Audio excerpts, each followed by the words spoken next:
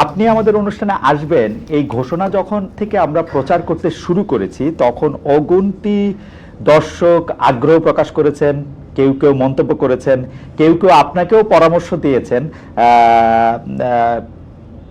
মানে এই অনুষ্ঠানটি বর্জন করার বা কঠিন প্রশ্নের মুখে আপনাকে পড়তে হবে, সেই জন্য আপনি যাতে এই অনুষ্ঠানটিতে না আসেন। আপনি বর্জন করেননি, সেই জন্য আমাদের ধন্যবাদ জানবেন।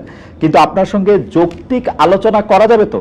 আমরা আপনাদের চিন্তা, দর্শন, রাজনীতি নিয়ে যা কিছু জানতে আমাদের আগ্রহ আছে, দর্শকদের আগ্রহ আছে, তা নিয়ে আমরা প্রশ্ন করতে পারবো তো? অবশ্যই। আপনাকে আপনাকে আপনাকে আপনাকে অনেক ধন্যবাদ। আমি প্রথমেই যে বিষয়টি আপনার সঙ্গে জানতে চাইবো যে আপনাদের সঙ্গে জামায়াতে ইসলামী রাজনৈতিক সমঝোতা, রাজনৈতিক ঐক্য, নির্বাচনী ঐক্য যখন দৃশ্যমান হতে চলেছে তখন জামায়াতে ইসলামী নিয়ে আপনার 4-5 বছর আগের বক্তব্য সোশ্যাল মাধ্যমে বা ফেসবুকে বিশেষ করে ছড়িয়ে পড়েছে, যেখানে এমনও বক্তব্য আছে ইসলাম ধ্বংস করতে জামায়াতই যথেষ্ট, ক্ষমতায় এলে জামায়াত তাদের আকীদা চাপিয়ে দিতে পারে। এ নিয়েও আপনারা বিভিন্ন সময় আশঙ্কা প্রকাশ করেছেন। আমি দেখেই বলছি যে আপনি বলছেন, কোট করছি, তিন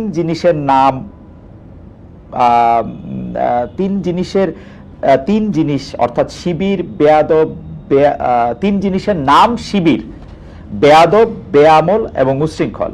এই তিন জিনিসের সমন্বয়ে শিবির হয়। এখন সমঝোতার স্বার্থে আপনারা এই ধরনের পুরনো বক্তব্যগুলিকে প্রত্যাহার করে নেবেন? আসলে জামায়াতে ইসলামের সাথে আপনাদের রাজনীতিটা কোন সুতায় গাঁথা হচ্ছে? যারা মুফতি সৈয়দ ফজলুল করিম। আলহামদুলিল্লাহ, মানুষের ধন্যবাদ, শুকরিয়া জ্ঞাপন করছি। প্রথমত আমাকে কেউ বর্জন করার জন্য বলে নাই যে আপনি এটা বর্জন করেন। আমার মেসেজ এরকম আমার কাছে আসে।